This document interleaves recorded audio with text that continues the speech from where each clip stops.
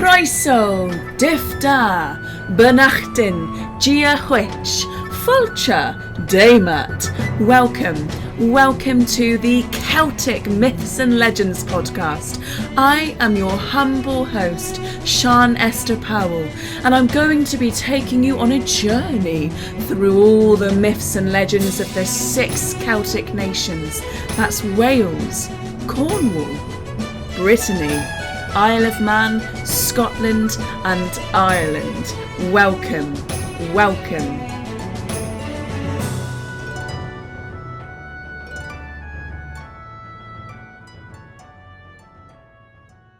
It's spooky season. Ooh, that was fun.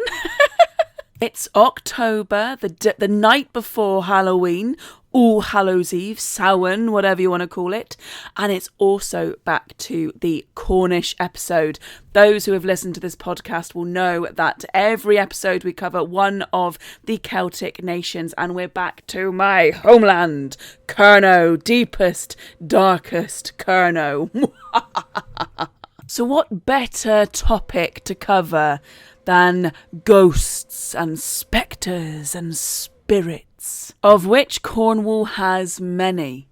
And we are going to start off strong in this episode with Jan Tregeagle. So Jan Tregeagle plays quite an interesting role in Cornish folklore. Some people believe that he was once a real man, a 17th century magistrate, and that's where lots of these legends originate from. But really, Jan Tregeagle, as a kind of piece of iconography and as a figure, is more of a kind of like mythic placeholder. He's more of a concept than an actual real person.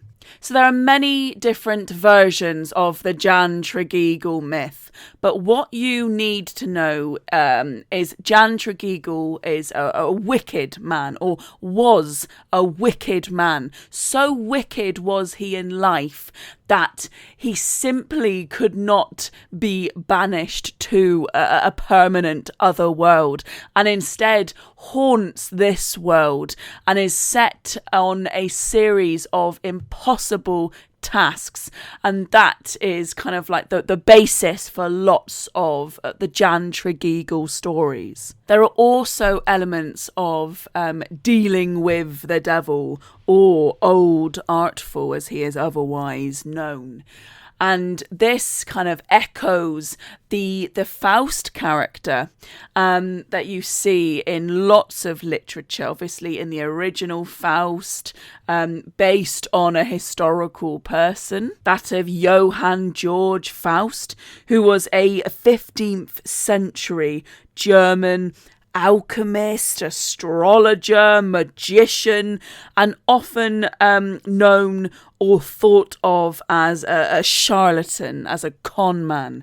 Basically a 15th century spiritual grifter. Actually quite an interesting figure, to be honest, because lots of the literary accounts and inspiration drawn from this figure are decades and decades and centuries after he was living and after he died. But there was supposedly two Faustuses, or two magicians calling themselves Faustus in this period of the sort of 15th or 16th century. Late 15th, earlier 16th, I should say. And of course, it was a vested interest of the church to denounce a magician, someone telling people's fortunes and reading their horoscopes, to denounce someone as working in league with the devil. So the folkloric Faust and the figure that we see in literature like Christopher Marlowe's Dr. Faustus is that of a man who sacrifices his morality, if you will, in a deal with the devil for knowledge, for extra life, for worldly pleasures. And essentially sacrifices his soul to the devil for these things. Is often seen as quite a tragic figure, sympathetic to an extent, but ultimately misguided, selfish and foolish. And it's Marlowe that really likens Faustus to Icarus in a line that, I am not joking you, is seared into my brain. His waxen wings did mount above his reach.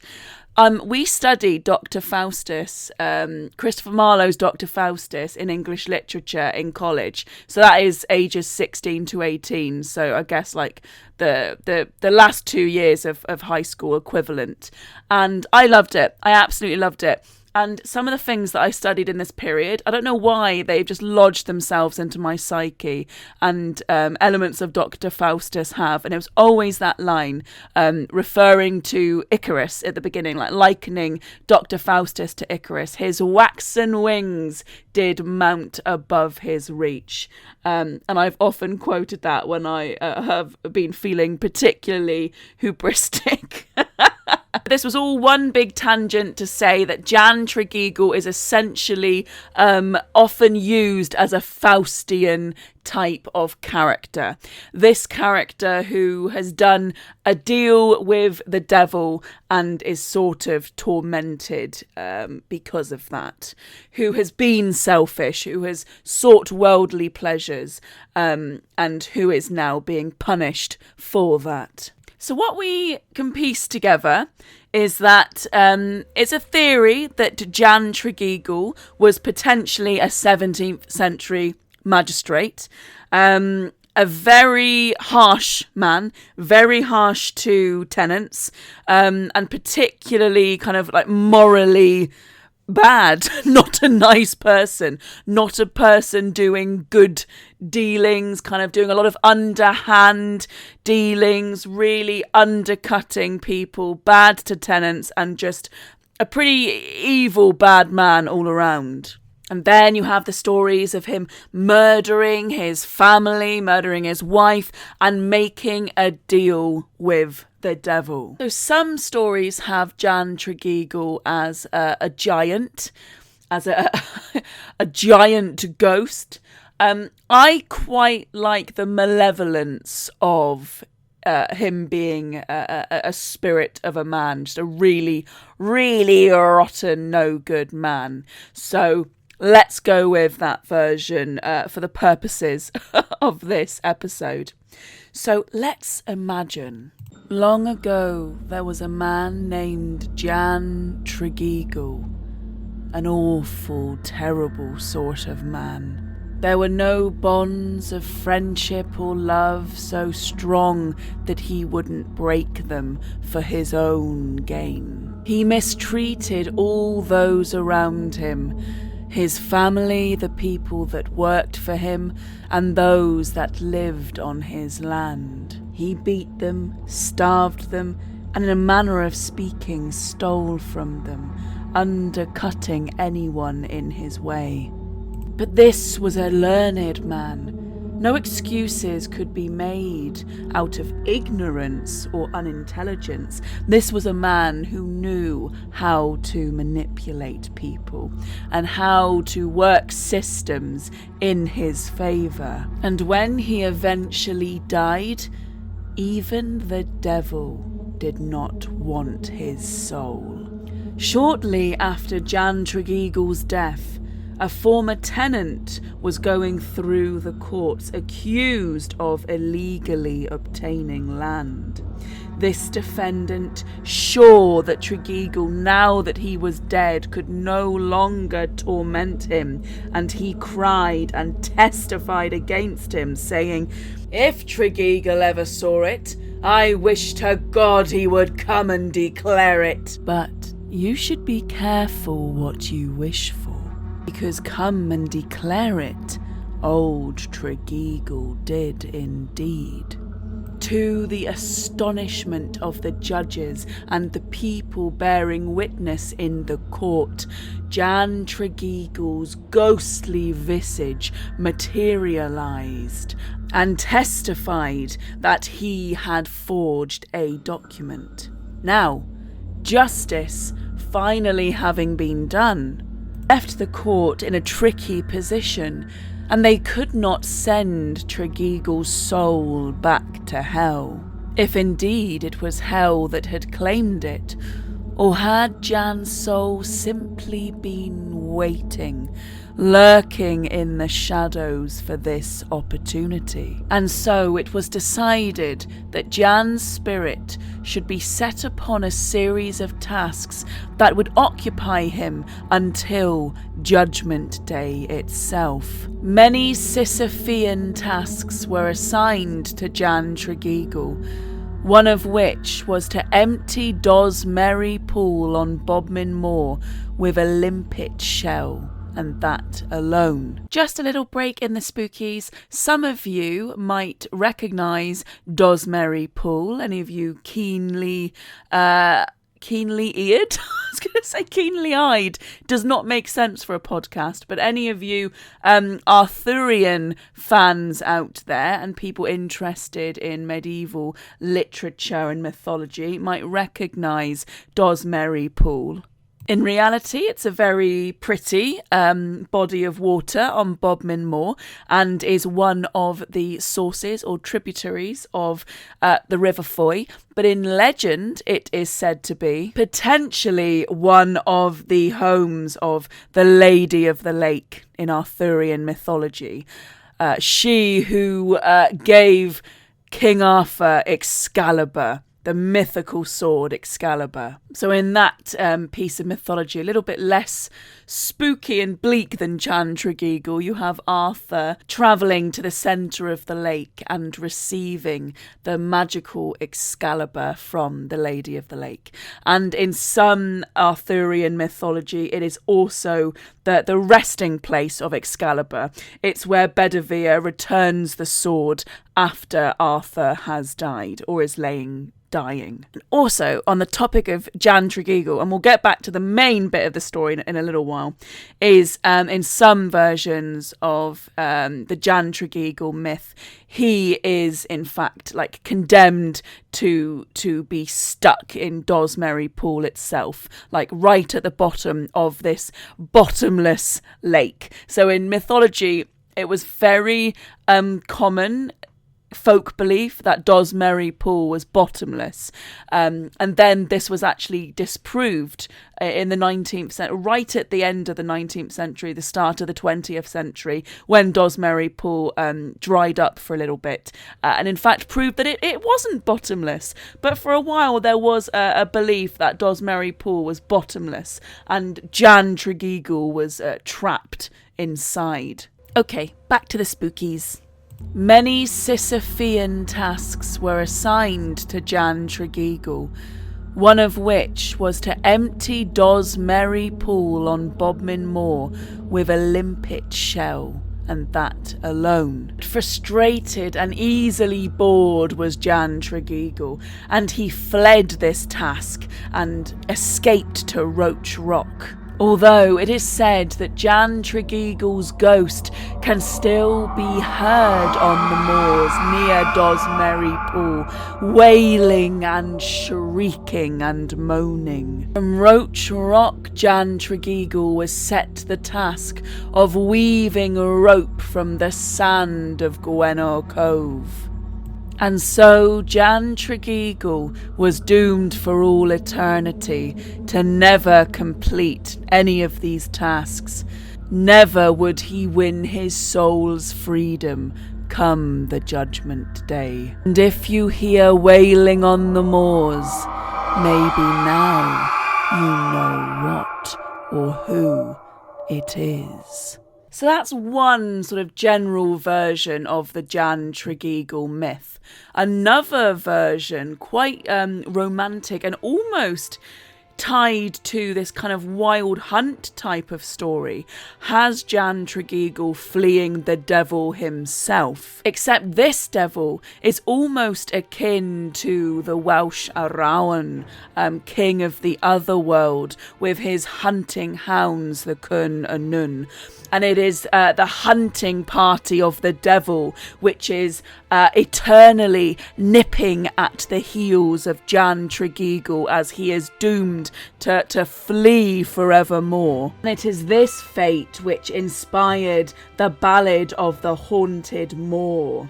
The soul Tregeagle, a deathless soul, flies from the pool with a shriek, doomed to be forever fleeing in terror, with the black hounds of death forever stalking him as their prey. For it was said that upon his death, Tregeagle was a very, very wealthy man, and he had overseen the death of many, many poor men, judging them fatally for quite trivial crimes, making strange deals with ne'er-do-wells, and receiving, mysteriously, an enormous amount of inheritance and money, which afforded him the ownership of a great manor house and estate. And it was thought by many that this inheritance was in fact from a pact with the goat of Mendes, the devil himself. Sorry, I couldn't resist. A pact with the devil. And a pact that Jan had no intention of ever repaying. And so the devil sent his hunting party to capture old Jan Tregeagle, who is still heard screaming in terror and anguish on the moors. There's also references to the manor itself that Jan Tregeagle was said to live in, being haunted by him and other spirits, and there being a dinner party of spirits in old-fashioned clothing, making merry, but when the door opens, the spirits dissipate, but you can just hear the laughter and merriment just dying on the whisper of the wind. So that is Jan Tregeagle. Difficult to pinpoint just one version of the legend, and that is fine. That is how folklore should be. There should be many different versions of all stories. And Jan Tregeagle is of interest to me in that it doesn't feel like a real person. In fact, more like a piece of folkloric iconography, like a concept, a fun way to have this Faustian character dressed up in Cornish landscape and mythology and folklore and superstition. And so figures like this serve a very interesting, like, moral function as well. You're being shown a person who is deemed, by heaven above to be a deeply terrible person, and it just so happens that he's just a very bad landlord as well. I'm just putting that out there. But it's just interesting to me that we have folklore like this that really holds up certain figures as being, undesirable people, as being morally bad people, and in a way it makes these types of folk tales, moral lessons, as well as being sort of, spooky superstitions about the wailing of the wind that you can hear on the moors. So I'm going to call this part 1 of a series of Cornish ghostly tales, because there are many spirits and spectres and ghosts in Cornish myths and legends. So I'm looking forward to sharing more with you. But Jan took up a bit more time than I thought he would. So I'm going to also be sharing with you some of the ghosts of Pengersic Castle, but I think that we will do that in another episode. So thank you very much once again to my lovely listeners out there. I was very happy that Cornwall fell on October this year, and so I got to do a little bit of a spooky one. Probably not very scary, really. Definitely not the scariest of my episodes. Can you go on? Let me know if you've listened this far. Let me know which was the scariest episode that I've covered. What was the one that made you go ooh and get actually a little bit spooked? Because I did do a Halloween one of particularly scary, nasty creatures. So it would be interesting to know if that is the one that sticks out for people, or if it is another episode entirely. I knew that I needed to get this episode out, but I wanted to leave my update till the end of the episode for once, instead of at the beginning, because I know that waffling frustrates some people, and some people would prefer me to just get straight into it. But for those of you who have listened this far, thank you so much. I really do appreciate it. I'm like a broken record at this point, and many of you are probably getting frustrated with me, but I haven't been very well again. But I knew that I needed to get an episode out this month, and I really wanted to. It's not an obligation thing. I wanted to. And of course it was Cornwall as well, so I had to do it. And I'm really glad, even though this is only, a pretty short episode and probably be by no means my best, I'm really glad to have gotten it out nonetheless. And I look forward to sharing more Cornish ghostly stories with you. And also, we are back to Welsh mythology soon, and I need to decide. I'm stuck between two different things of what to do for that, and I'm really excited about some of the upcoming episodes I have in the works, so look out for those. Thank you so much for listening once again, and also thank you to some of my recent patrons on Patreon.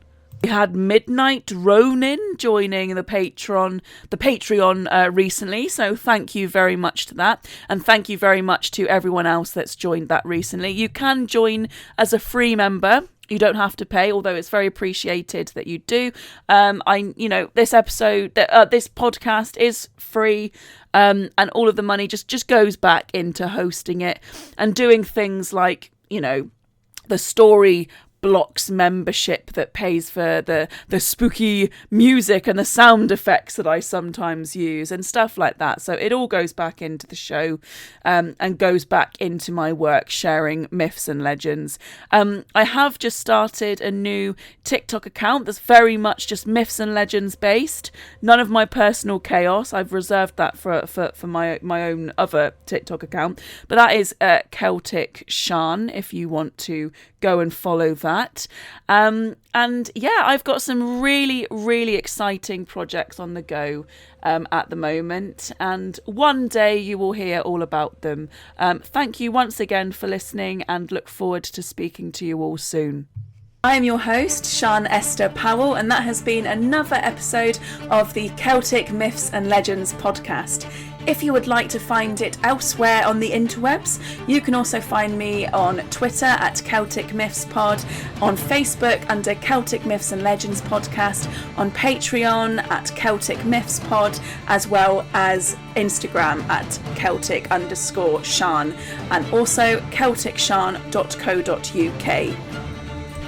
Thank you, Muraz, Diolch, Tachpalet, Guramahagat, Trigare, Guramayed. Thank you, and speak to you next time. Thank you.